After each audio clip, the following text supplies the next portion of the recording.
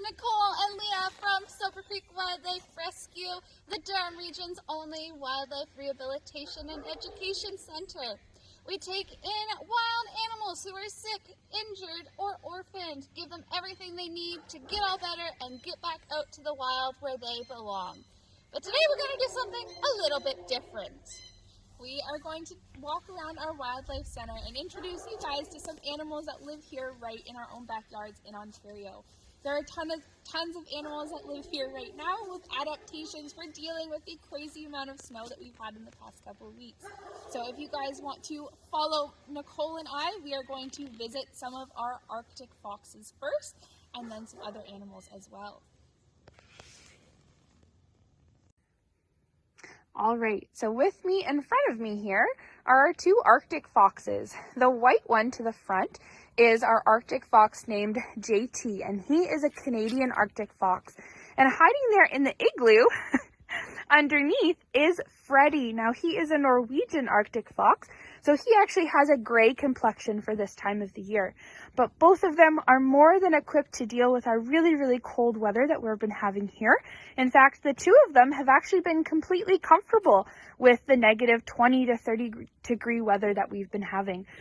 They both have very short legs. They have lots of fur compact in between their toe pads. They have really short ears. They have short muzzles, and they have really long and fluffy tails.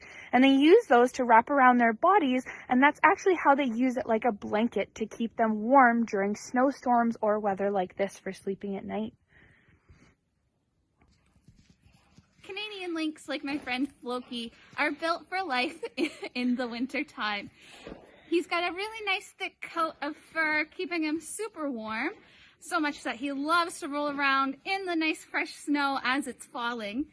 And he's got these really big paws. We call them his snowshoes, because just like how we can put snowshoes under our feet to be able to walk on top of the snow, having these really big feet for the size of his body allow him to walk on top of the snow much quieter and gentler than crashing through it if he had smaller feet. This allows him to sneak up on his prey and capture things that he wouldn't be able to do on his own with normal sized paws.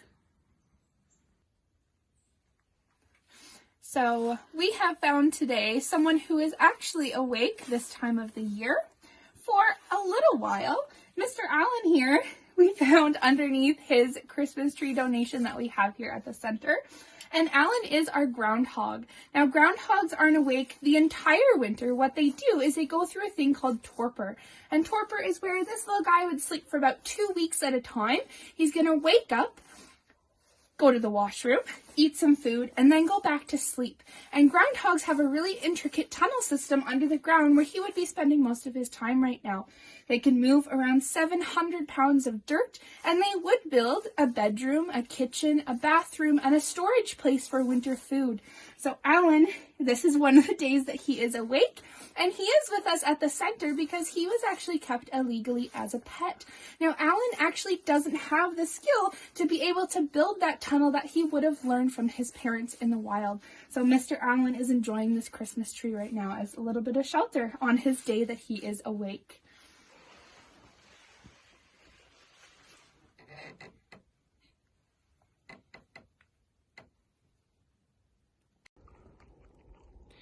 So from us here at Soper Creek Wildlife Rescue, we'd like to thank you guys for coming out with us today. Hopefully you got to meet some of the cool animals that live here in Ontario and call this winter paradise home during the season. Hope you learned a wild fact that you can take home and share with your friends and family. So from me here, Leah, Nicole, and our animal ambassador, our wolf, Sky, we'd like to say thank you guys. See you soon. Stay wild.